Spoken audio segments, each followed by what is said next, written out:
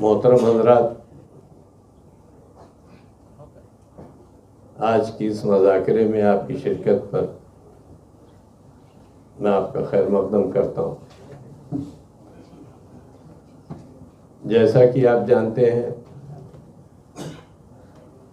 कि सीएए को लेकर के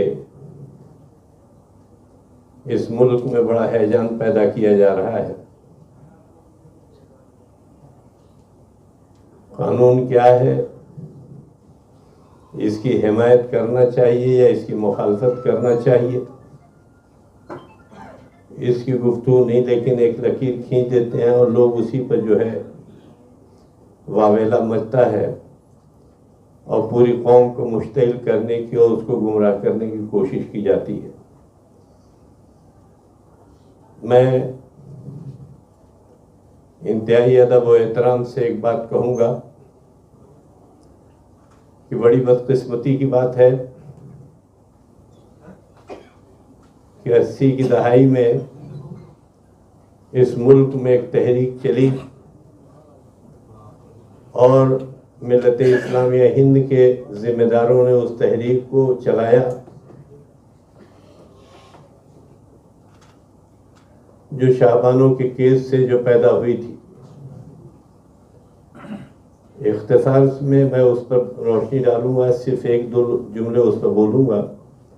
वो ये कि उस तहरीक के नतीजे में ही आज की बहुत सारी सियासी जमातें और आज की तारीख़ में हिंदुस्तान के मुसलमानों के ताल्लुक़ से ये जो मौसम बना है मुखालफत का, वो इसके बाद तब सारा वो हुआ है। शाहबानों वाली मुखालफत क्या इतनी शद्दुमत से हमको करना चाहिए था?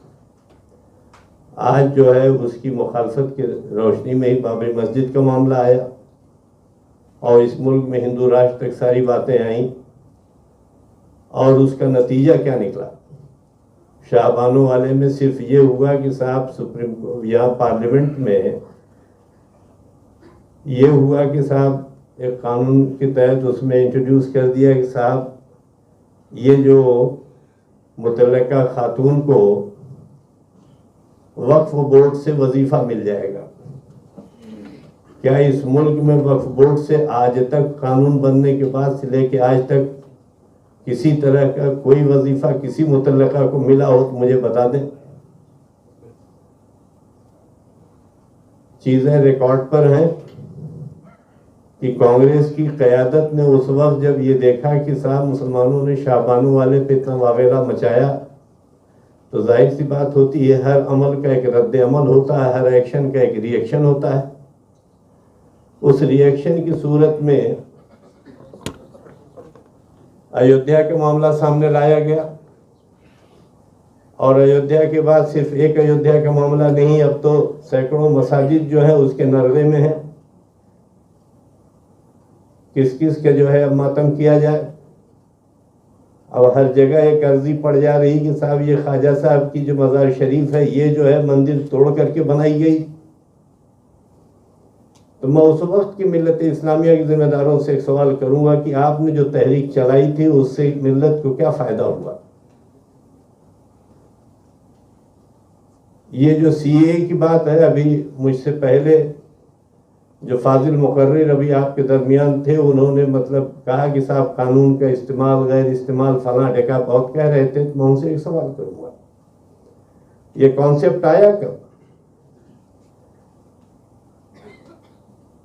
जो है 18 फरवरी 1983 को इस मुल्क में एक बहुत बड़ा कत्लेआम हुआ। 18 फरवरी, तारीख दोहरा रहा हूँ, 18 फरवरी 1983 को नेली में एक बड़ा सानहा पेश आया था। आसाम, मरकजी आसाम में नेली नाम की एक जगह है जिसमें सुबह 7 बजे से 18 फरवरी सन 83 को सुबह 7 बजे से लेकर के दोपहर 2 बजे के दरमियान कमोबेश 10,000 मुसलमान, जो बंगाली मुसलमान था, उसको घेर के मार दिया गया। उसके घरों में आग लगाई गई, जो घरों से बाहर निकले उनको जो है मार दिया गया।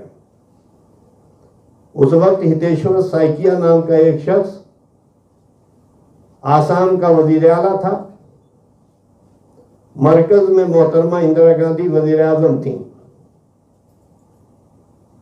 इसके बाद वो तहरीक चलाई थी ऑल आसाम स्टूडेंट यूनियन ने, जिस ऑल आसाम स्टूडेंट यूनियन बाद में आसम गण परिषद नाम की एक सियासी पार्टी में तब्दील हुई।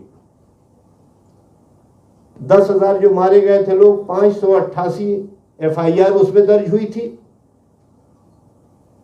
और इसके बाद ये हुआ कि इंदिरा गांधी जो है, उनके कत्ल के बाद उनके फर्जंद वो वजीर आजम बने इस मुल्क के।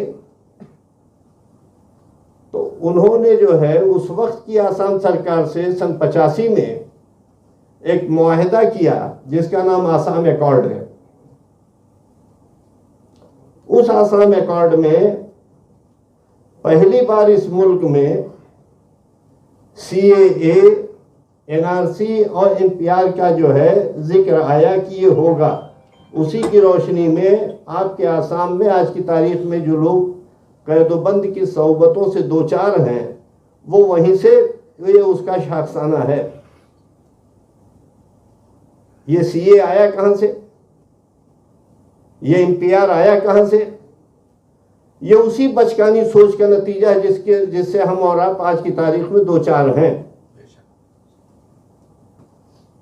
और हम ये कहते हैं कि साहब अगर ये CA आ गया तो क्या लाजिम है कि NCR NRC न बने, क्या लाजिम है कि NPR न बने? मुख्तलिफ लोग मुख्तलिफ सियासी वजूह की बुनियाद पर इसको एम्फसाइज करते हैं कि इसके बाद आप बड़ी मुसीबत में आने वाले हैं। जो मसला आज दरपेश नहीं है, आज आपकी शहरियत को कहीं से कहीं तक वो दांव पर नहीं है।